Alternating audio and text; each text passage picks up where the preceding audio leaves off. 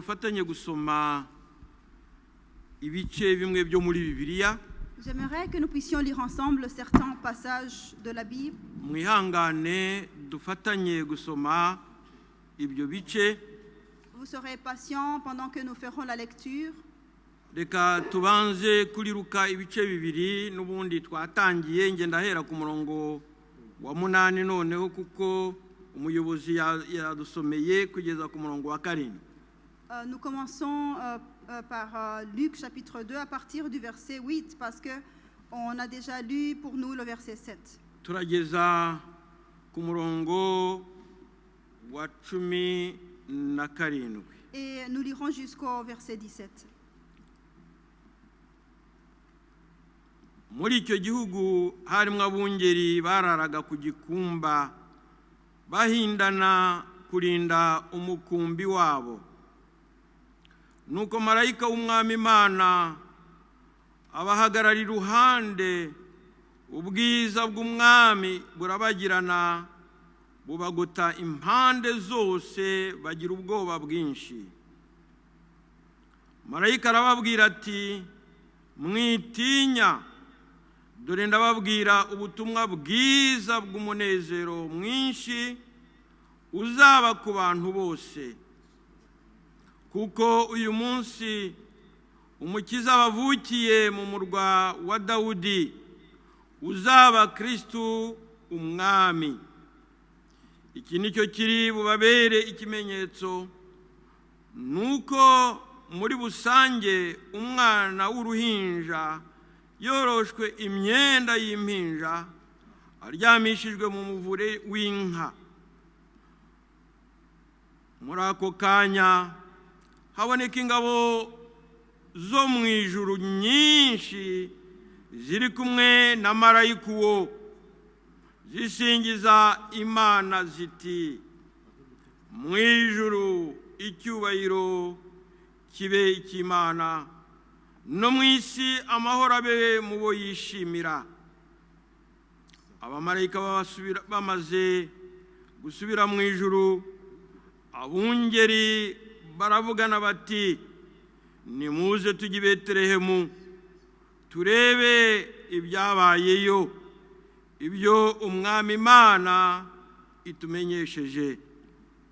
Bagenda bihuta basanga Mariya na Yosefu n'umwana n'uruhinja aryamishijwe mu muvure w'inka.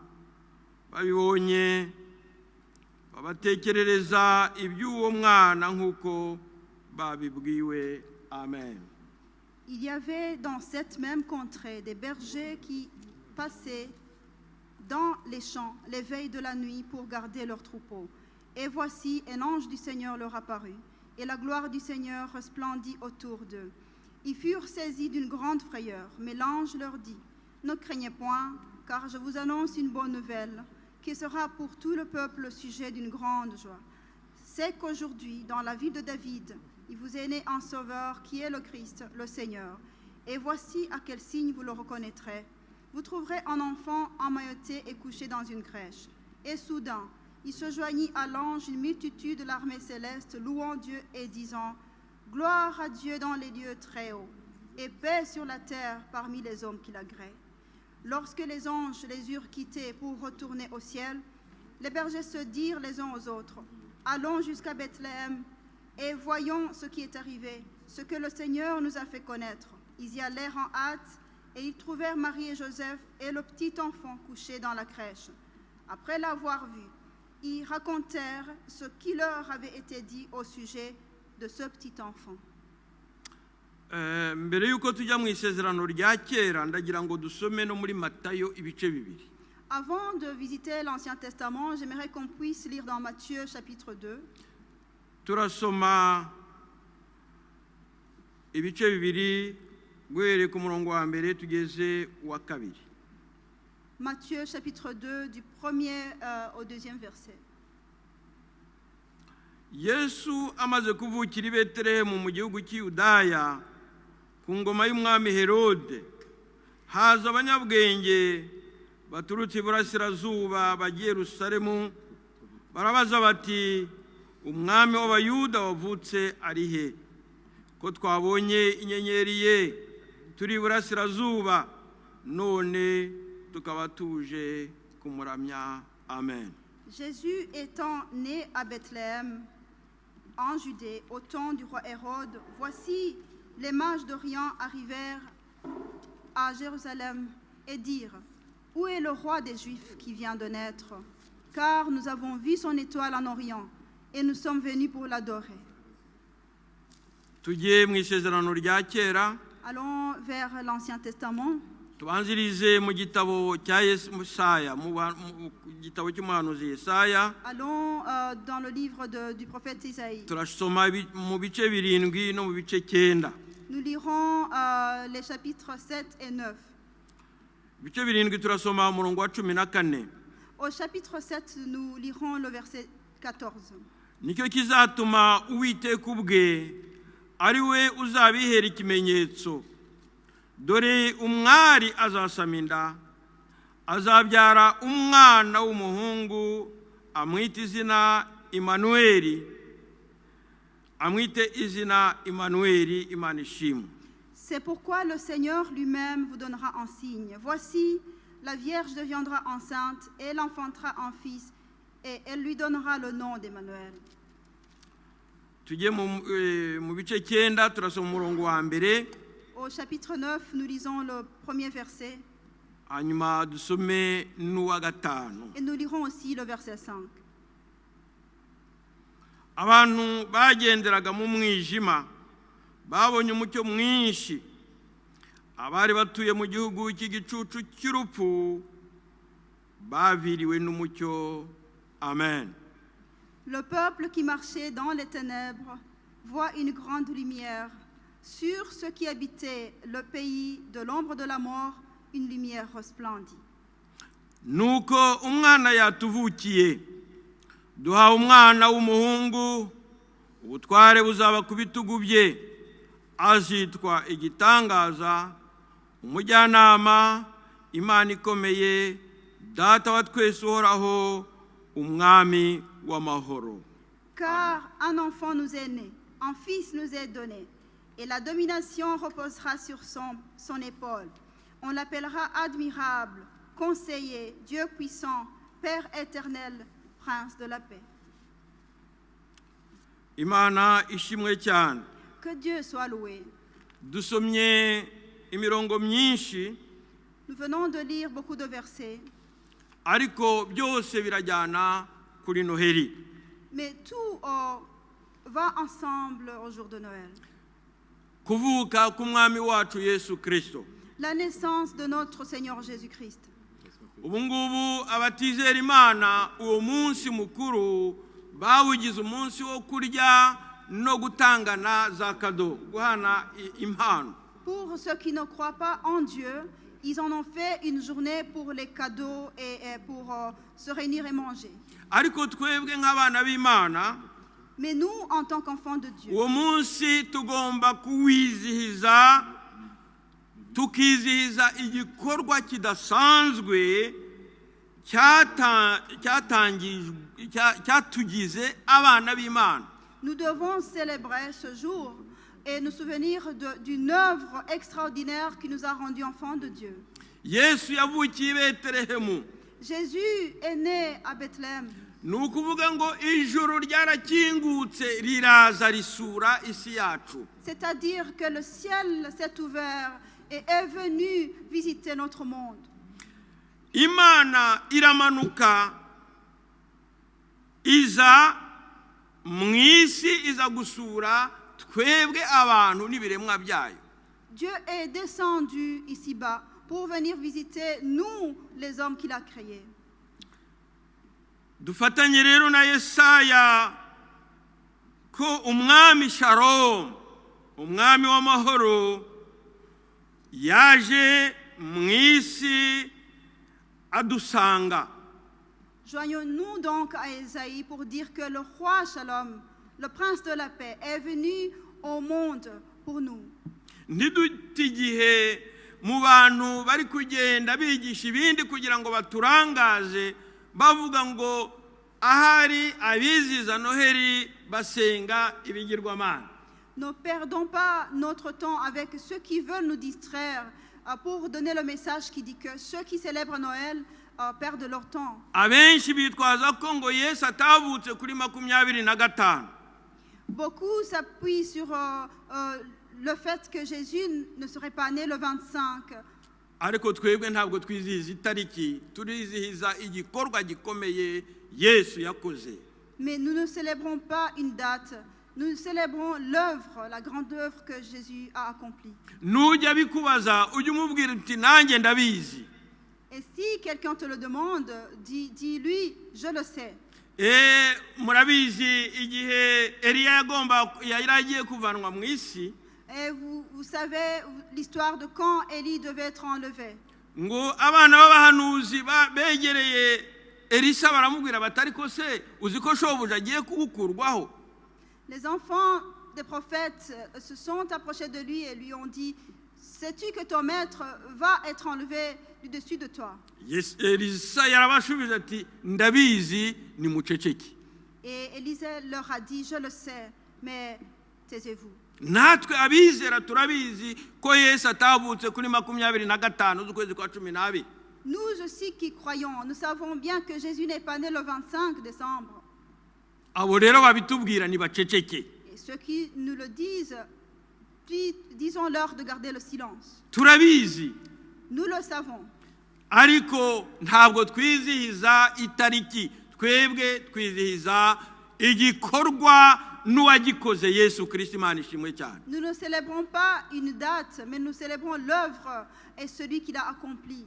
Kuko igihe cyarageze Imana isuriye isi yacu. Parce que le moment est venu et Dieu a visité notre monde. Imana yiyemeza kwambara umubiri w'umwana w'umuntu.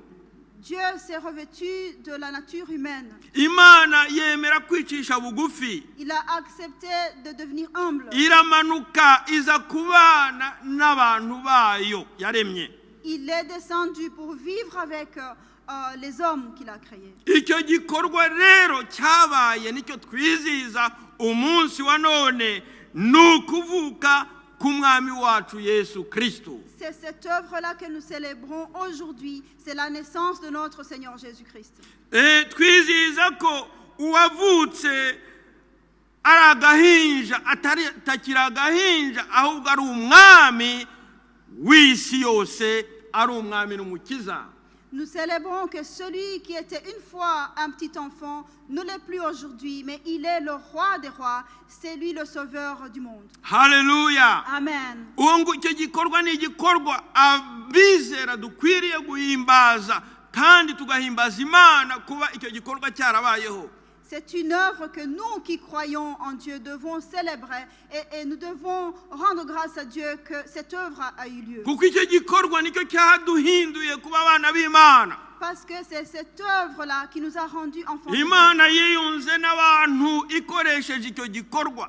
Dieu s'est réconcilié avec les hommes à travers cette œuvre-là. Kuko kugira ngo Imana icungure umuntu yaremye byabaye ngombwa ko yambara umubiri nk'umwana w'umuntu kugira ngo igirane uwo muntu agirane isano n'umwana w'umuntu azashobore kujya mu cyimbo cye, azashobore kumucungura. Parce que Dieu, pour pouvoir sauver l'homme, il a dû se revêtir de la nature humaine pour pouvoir être capable de le délivrer. Kuko kuva kera kose wagombaga kurengera mugenzi we, kumugira mu mwanya, guhanwa mu cyimbo cye, nuko babaga bafitanye isano ya bugufi.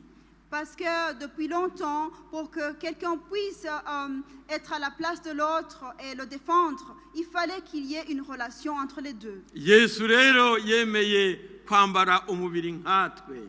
Alléluia. Jésus a accepté de se vêtir du corps comme nous. Yambaye umubiri nkanjye kugira ngo azashobore kunshungura. Il s'est revêtu du corps physique comme moi pour pouvoir me sauver. Ibyo byo kwambara umubiri byabaye k'uyu munsi duhimbaza none.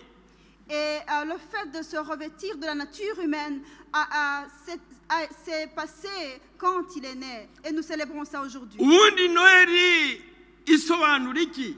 Que veut dire Noël? Isobanura kuvuka. Noël veut dire la naissance. Kuko iryo jambo riva mu Kilatini. ce mot a pour origine latin.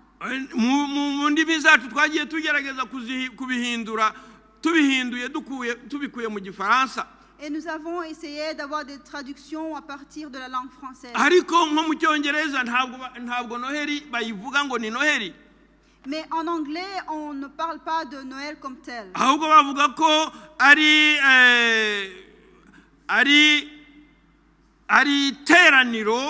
iteraniro rya Kristo. Mais on parle plutôt d'une rencontre pour les chrétiens, pour ceux qui iteraniro ryo gushima Kristo, pour rendre grâce à Christ. la messe de Christ, Christmas. Il parle de la messe de Christ. Murumva rero ko abavuga ngo noheri ngo ni ikigirwamana ntaho bashingiye. Et donc ceux qui disent que Noël serait une idole, ils n'ont pas d'appui fiable. Hari n'abandi bagenda bakavuga ngo noheri ngo ni Noel. Et d'autres disent que Noël, ils divisent ça en deux, ils disent Noël. Iryo jambo no ni icyongereza. Et no, c'est un mot anglais. Ijambo ni igiheburayo risobanura Imana. Et elle veut dire Dieu en hébreu. Bakabonera kuvuga ngo rero ngo noheri ngo nukuvuga ngo nta mana. Et ils en profitent pour dire que Noël veut dire qu'il n'y a pas de Dieu. Ariko barashaka kuturangaza. Mais ils veulent nous Gufata distraire. icyongereza ukakivanga n'igiheburayo ntacyo bibyara. Essayer de mélanger l'anglais et le hébreu, ça ne Ahubwo donne rien. bibyara ibintu by'isupitanyorwa. Ça donne quelque chose qui n'a pas de sens. Twebwe turabizi. Nous le savons. Abakristo turabizi. En tant que chrétiens, nous le Haleluya. savons. Uwo duhimbaza ni Kristo wavutse, duhimbaza icyo gikorwa gikomeye. Celui que nous louons, c'est Jésus-Christ qui est né et nous célébrons cette œuvre. Kandi koko uko kuvuka kwe kwabaye igitangaza gikomeye mu isi yacu. Et c'est vrai que sa naissance était un grand miracle dans notre Icya monde. mbere uko kuvuka kwe kwari kwarahanuwe kuva kera. Parce que cette naissance avait été prédite il y a très longtemps. Tugiye kure cyane mu byo tutasomye, icyo gikorwa cyahanuwe n'Imana ubwayo mu itangiriro ibice bitatu.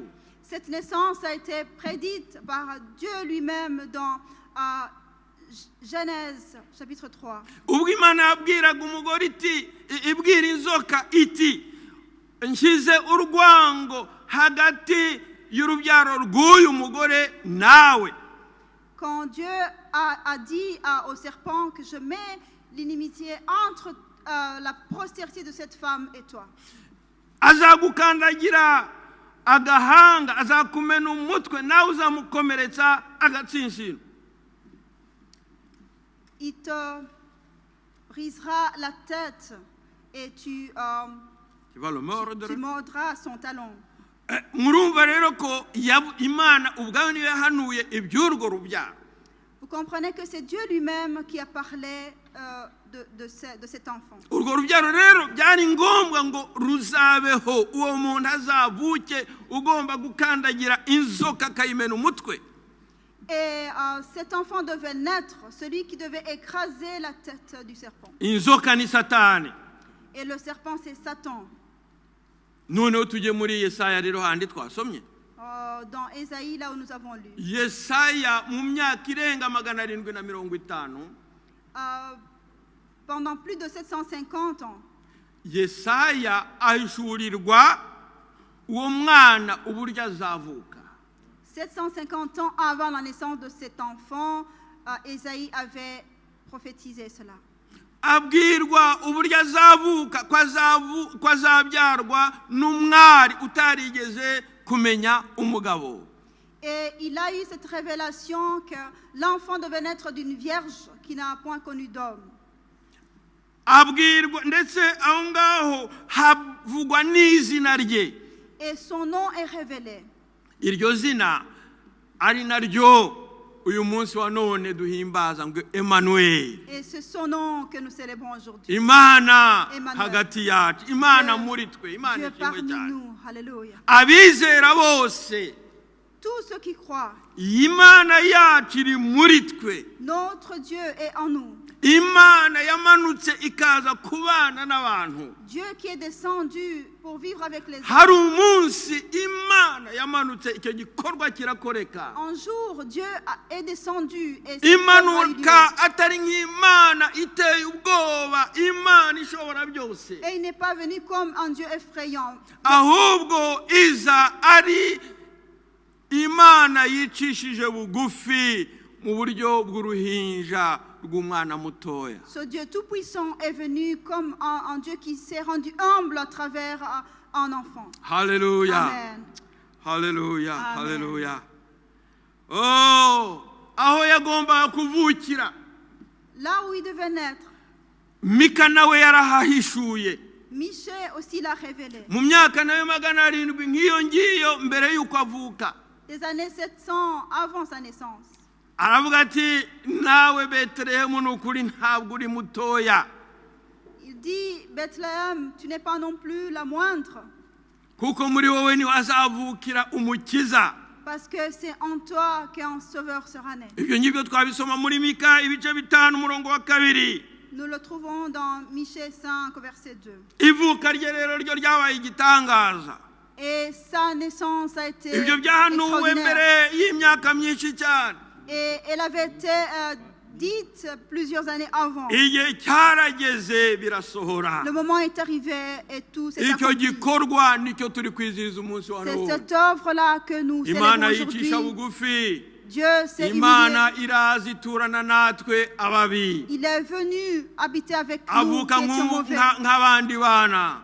Il est né comme d'autres enfants. Avuka mu buryo bworoheje. Il est né de manière humble. Avuka mu buryo bwa gikene nk'uko twabiririmbye. Et il est né comme un pauvre, comme nous l'avons chanté. Abakene nibo babanje kumenya iyo nkuru. Et c'est les personnes modestes, pauvres, Abashumba barayimenya. et les bergers qui l'ont su en Bayimenyeshejwe premier. ngo na marayika w'umwami.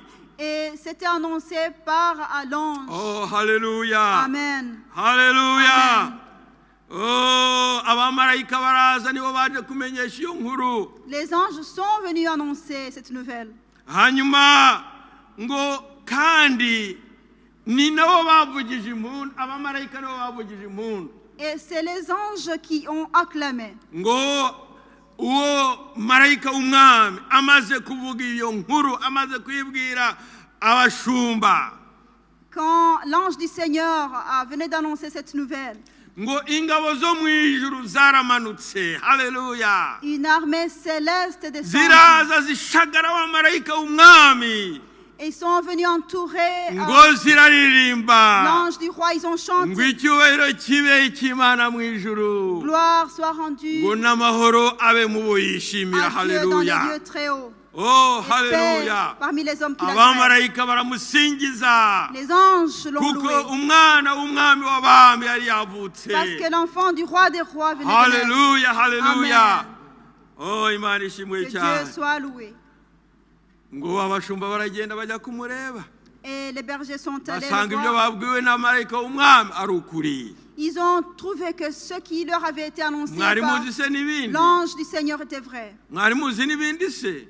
Abo bashumba nibo bagiye babibwira Mariya na Yosefu ibyo marayika w'umwami yababwiye. Saviez-vous que ce sont ces bergers qui sont allés annoncer à Marie et Joseph ce qu'ils ont entendu dire Ngo à l'ange? birabatangaza. Et ils se sont émerveillés. Hallelujah. Amen. Erega ibya Yesu biratangaje. L'histoire Hallelujah. de Jésus est Ibya Yesu ni merveilleuse. igitangaza. L'histoire Hari de nubwo Jésus, bijya biyobera bibwira ko bagomba elle est kubimenya. étonnante et ça étonne ceux qui pensent qu'ils devraient le savoir. Bikamenyeshwa ab'Imana ishaka kubihishurira. Et Hallelujah. c'est révélé à ce que Dieu veut. Imana qu'ils le ishimwe sachent. cyane. Que Dieu soit loué. Imana ishimwe cyane. Que Dieu soit loué. Ariko Yesu yaziye abantu bose. Mais Jésus est venu pour tout le monde. Nk'uko twamaze kubisoma muri Matayo ibice 2. Comme nous l'avons lu dans Matthieu, Ngo chapitre 2, n'abanyabwenge ndetse n'abantu b'abakungu. que même les rois mages et les riches, Ngo bari kure cyane. ils étaient très loin. Bahishurirwa n'ubuhanga bwabo iby'inyenyeri yaberetse. Ils ont pu savoir par leur sagesse ce que l'étoile leur a montré. Ngo bahita bava iwabo. Et ils ont quitté, Iyo nyenyeri barayikurikira.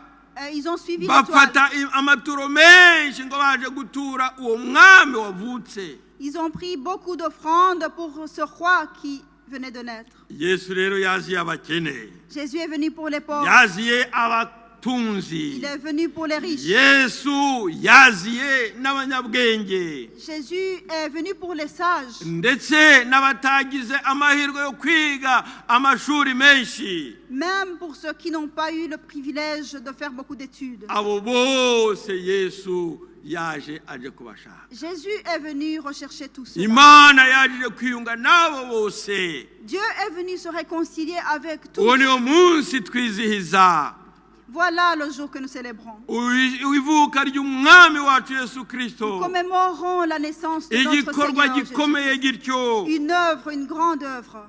Ntidukite igihe rero, Ne perdons plus de temps. ntitute igihe twibwira ibyo abantu bagenda bavuga, Ne perdons plus le temps sur ce que les gens disent. ahubwo nimuze tumuhe umwanya umukwiriye Accordons-lui une place qui lui est mu convenable bugingo bwacu, dans notre vie. kuko yaje ari two ashaka. Parce qu'il est venu pour nous chercher. Oh haleluya, Amen. yaje ari two ashaka, C'est nous qu'il est venu chercher. yaje ashaka kuducungura, Il est venu pour yaje nous sauver. ashaka kutwunga n'Imana. Il est venu pour nous réconcilier Iyo avec Dieu. dusomye muri cya gitabo cya Yesaya ibice 35, Quand nous lisons dans Ésaïe au chapitre 35, dusoma neza icyazanye umwami wacu Yesu Kristo. nous voyons la mission de notre Seigneur Jésus-Christ. Aho ngaho biravugwa neza. Là, c'est bien dit. Oh haleluya, Amen. umugaragu w'Imana Yesaya yashoboye kubisobanukirwa Et le neza. serviteur de Dieu, Ésaïe, l'a Imana compris. yashimye kubimusobanurira kugira ngo abibwire abo mu gihe cye. Dieu a jugé bon de le lui expliquer pour qu'il annonce aux gens de son temps. Nubwo ubuhanuzi buza buri gihe cyose bugatungurana, ariko Imana iba yarabivuze. Même si souvent la prophétie vient comme par surprise, mais Dieu Kuko le dit Imana toujours. yavuze ko nta kizakora itabanje kukimenyesha abagaragu bayo b'abahanuzi bayiringira. Parce que Dieu a dit qu'il ne fera rien sans informer ses élus et ses serviteurs. Ni nako byagenze ku kuvuka k'umwami wacu Yesu Kristo. Il s'est passé de la même manière pour la naissance de notre Seigneur. Yabibwiye abagaragu bayo, Il a dit à ses serviteurs, cyane cyane Yesaya, surtout à Ésaïe, arabihanura uburyo bugaragara, il a prophétisé uburyo publiquement, bwumvikana. de manière compréhensible. Ntabwo yahanuye gusa uko azavuka, Il n'a pas seulement parlé de la manière dont il allait naître, ntiyahanuye gusa izina rye, il n'a pas seulement révélé son nom, ntiyahanuye gusa ibizaba bimuranga, il n'a pas seulement parlé de sa nature, ahubwo yageze aho ahanura n'umurimo we.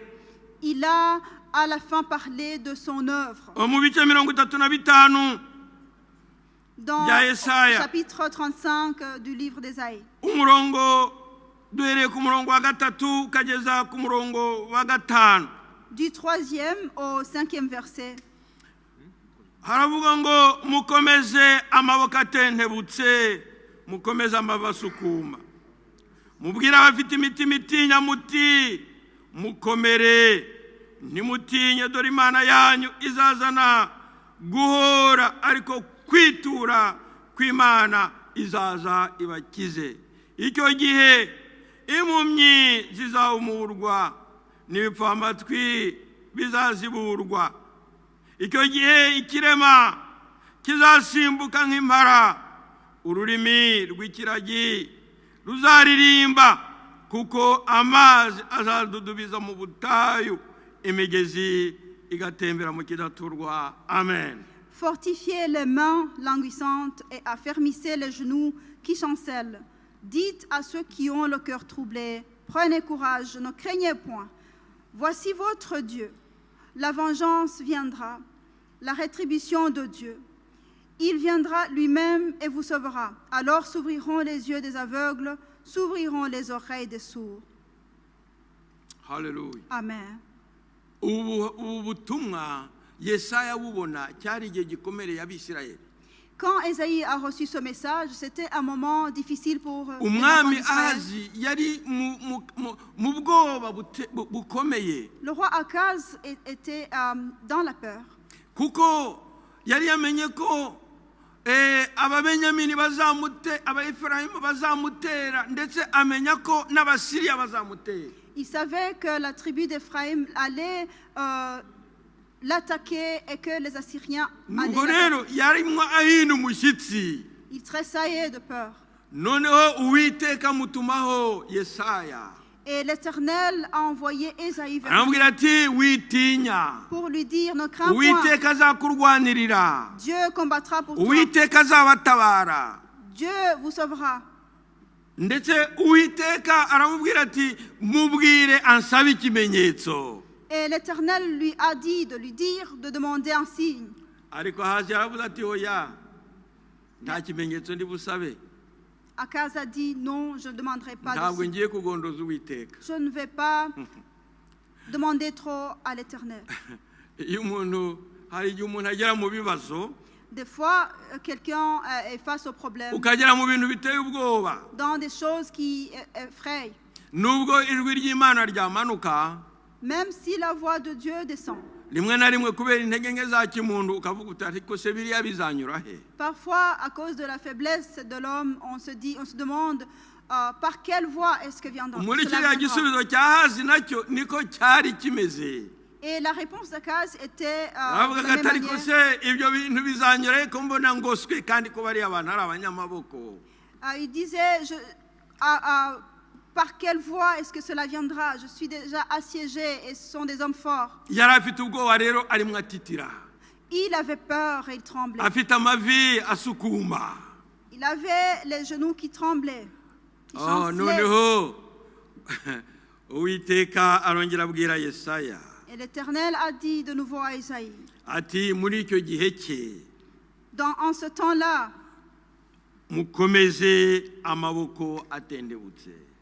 affermissez les mains languissantes, fortifiez les mains languissantes Kandi mukomeze amavi asukuma, et affermissez les genoux qui kuko chancellent. umwami azavuka, Parce que le roi naîtra. umwami w'abami Le azavuka. roi des rois Oh, naîtra. haleluya! Amen. Uwo mwami azaba ari umwami w'amahoro. Il sera le roi de la paix. Abatinya bose mubabwire ngo ntibongere gutinya kuko umwami w'amahoro yavutse. Dites à tous ceux qui sont inquiets de ne plus l'être parce que le roi Kuko de ngo la paix, ubutware buzaba buri ku bitugu bye. il est là et la puissance, la domination sera sur son Ngo épaule. kandi ugutegeka kwe ni amahoro masa. Et son règne est un règne, un Ngo règne ntabwo de paix. azategekesha igitugu. Haleluya! Ce ne sera pas un règne de fer. Umwami Yesu Kristo yaje agategeka.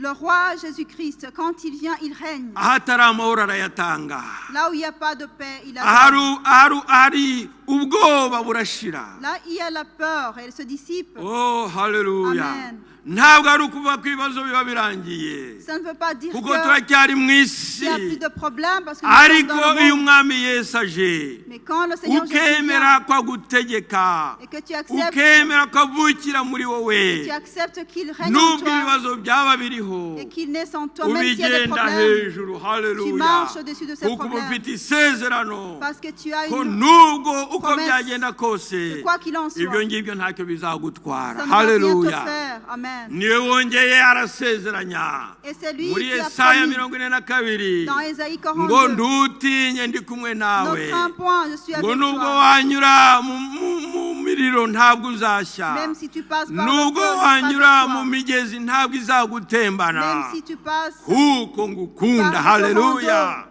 Oh, haleluya! t'arrivera rien car je t'aime. Icyo gikorwa cyabaye mu isi, Cette œuvre qui s'est passée dans le icyo monde, gikorwa Imana yaje gutangiza, cette œuvre que Dieu est venu commencer, nicyo turi kwizihiza umunsi wa c'est none. cette œuvre-là que nous célébrons aujourd'hui. Haleluya! Amen. Ababuze amahoro Ceux à qui la paix manque, nimumenye aho amahoro abonekera. sachez là où la paix peut être Hari obtenue. umwami w'amahoro Il y a le roi de la paix wasuye isi yacu qui est venu visiter notre hashize monde imyaka 2000. il y a plus de 2000 ans. Mwemere gusa, accepte-le seulement. urebe ngo amahoro arataha Et tu iwawe, verras que amahoro la paix arataha mu bugingo bwawe. entrera chez toi Niwemera ko dans ta vie. avukira mu bugingo Si tu bwawe, acceptes qu'il naisse dans ta vie ukamwemera ko agutegeka nk'umwami, et tu acceptes qu'il règne en toi comme roi, urabona ko ibintu byose tu bihindutse. verras que tout changera. Haleluya. Amen. Ahari ubwoba haraza amahoro, Là où il y avait la peur, il y aura la ahari paix. ubwoba haraza gutuza. Là où il y avait la peur, il y aura la Oh, tranquillité. haleluya. Ahari Amen. guhinda imishyitsi harabamo gushira ubwoba, gushira amanga. Là où il y avait le tremblement, la peur, il y aura l'assurance. Ariko ibanga ni iri, Mais le secret, mwemerere avukire mu bugingo bwawe. accepte qu'il naisse dans ton cœur. Biroroshye cyane, C'est simple. nta kundi kumwemera, ahubwo ni wowe wemera kuvuka ubwa kabiri. Il n'y a pas d'autre manière de le recevoir. C'est toi qui dois accepter de Ukemera d'être nouveau guhinduka. et de changer. Ukemera guhinduka, Accepter d'être transformé ukamuzanira ibyo bikuruhije byose, et lui apporter tout ce qui t'accable. ukamuzanira ibyo biguteye Lui ubwoba, apporter tout ce qui t'effraie. ukamuzanira ibyo bikuyobeye, Lui apporter tout ce que tu ne comprends pas ukabibutura, et tout lui donner ukabimuzanira, et tout lui amener. kuko niwe wavuze ngo Parce que c'est lui qui a dit, yemwe abarushye n'abaremerewe mwe, venez-vous tous qui êtes fatigués et chargés. nimuze aho ndi ndabaruhura. Venez à moi, je vous donnerai du repos. Haleluya. Amen.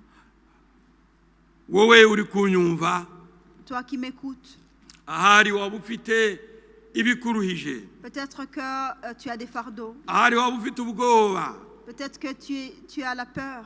ahari waba uri muhinda umushyitsi, Peut-être que tu n'es pas tranquille en ce moment. ariko hari uwavutse, Quelqu'un est né. umwami w'amahoro Le yaravutse, roi de la paix est né. umwami w'amahoro yaraje, Il est venu. ayo mahoro arashaka kuyaguha nawe. Il veut te donner cette paix à toi Mbese aussi. uramwemerera ayo mahoro kuyakira? Est-ce que tu acceptes? Uremera S'il te plaît. kwicisha bugufi? Tu acceptes de t'humilier? Uremera kuba umwana we? Est-ce que tu acceptes d'être son enfant? Uremera ko agutegeka Est-ce kuko que- twasanze ari we mwami w'amahoro? Est-ce que tu acceptes qu'il règne en toi car il est le prince de la paix? Uremera kureka inzira wari urimo noneho byose ukabimuha? Acceptes-tu de laisser le chemin que tu avais emprunté et tout lui donner? Uremera kumwizera kugira ngo agukorere byose? Acceptes-tu de croire en lui pour qu'il fasse tout pour toi? Numwemerera araza abane nawe, Si tu l'acceptes, il viendra. araza abe mu mutima Il wawe, viendra demeurer dans ton cœur kuko ni Emanueli, parce qu'il est Emmanuel, Imana iri kumwe natwe. Dieu parmi nous. Kandi naza Et s'il vient, ntakwiriye kuza nk'umwana uciye bugufi gusa, il viendra pas seulement comme un enfant umurebe nka humble, rwa ruhinja, et il ne sera pas comme le bébé. ahubwo ukwiriye kumufata nk'umwami, Considère-le comme un roi. ukamwemera nk'umwami n'umucunguzi wawe, Accepte-le comme ton roi et agakiza sauveur. ubugingo bwawe. Et il va sauver ta vie.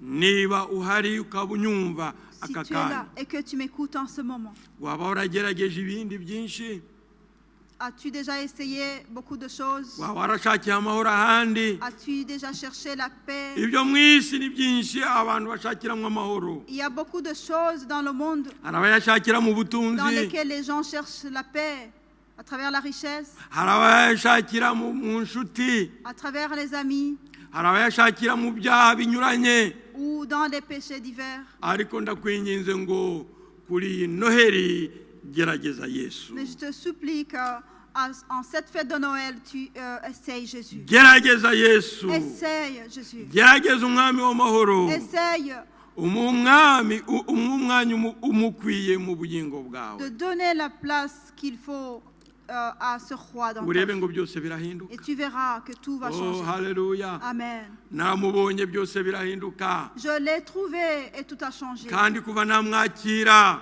Et depuis que je l'ai reçu oh, kugeza amagingo aya ngaya jusqu'à aujourd'hui, ntabwo nigeze nkorwa n'isoni. je n'ai jamais été confondu. Ndakurarikira kugira ngo nawe Je umwakire. t'invite à le recevoir.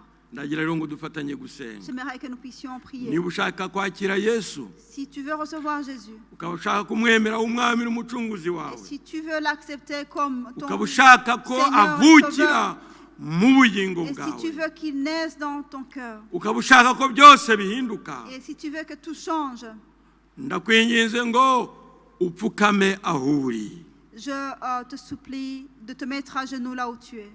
dufatanye gusenga Et nous Imana. allons prier ensemble. Haleluya. Amen. Mana ndagushimye kubumvise ubu butumwa. Seigneur Dieu, je te rends grâce pour celui qui a écouté ce message. Ndagushimye kandi kubemeye gusubiza mwami ukuguhamagarwa. Merci pour ceux qui ont répondu à cet appel. Abicishije bugufi bose ndakwinginze kugira ngo ubababarire. Je prie pour tous ceux qui se sont humiliés pour que tu les pardonnes. Yesu wongere wemere kuvukira mu bugingo bwawe. Accepte, Seigneur, de naître dans leur vie. Kandi umanuke nk'umwami ubategeke. Et descends comme roi et règne en eux. Ahuza amahoro uyabahe.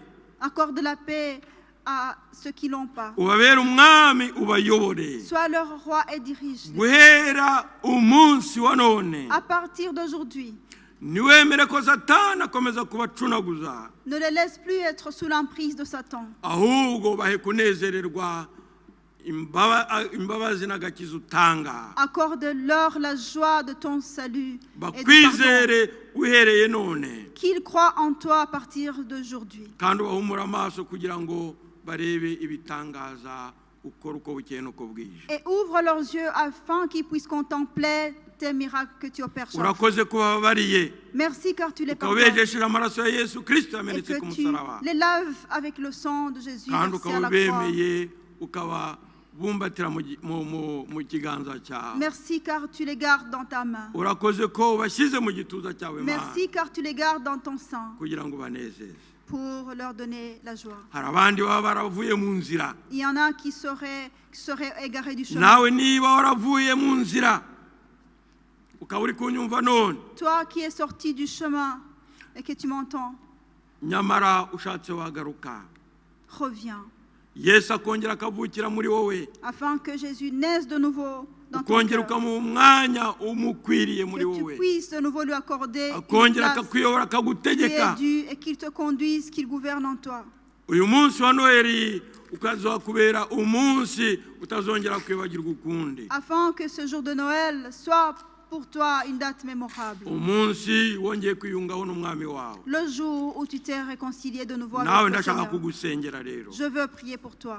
Mana ishobora byose, Seigneur Dieu Tout-Puissant, umwana wawe we waba waravuye mu nzira, ton enfant qui se serait égaré, ahari yayivanywemo n'ibibazo yahuye nabyo, il se serait égaré à cause des problèmes, ahari yayivanywemo n'ubwoba butari bumwe, il serait égaré de diverses raisons qui l'ont poussé dans la peur. nawe ndamusengeye uwemeye kugaruka Je prie pour cette personne qui accepte de kugira revenir, ngo wongere mwami umushyire mu gituza cyawe, afin que, Seigneur, la personne se sente umwejeshe amaraso ya ntama près w'Imana, de toi. Lave-la avec le sang de l'agneau. kandi Mana wongere mufate mu gipfunsi cyawe kirya hatagira umuvuvunuramo. Et que tu puisses la garder dans la paume de ta main, là où personne ne va les retirer. Urakoze cyane Nyagasani, Merci, Seigneur, kuhaye benshi Noheli nziza car tu accordes à beaucoup un joyeux Noël, yo guhindurwa bakongera bakakwemerera ukavukira muri bo. afin qu'ils puissent être transformés, que tu naisses dans leur vie. Ndagushimye ngo uhaye ikuzo, Je te rends grâce et je t'exalte. ni mu izina rya Yesu Kristo mbisabye, Au nom de Jésus-Christ, je prie. amen. Amen.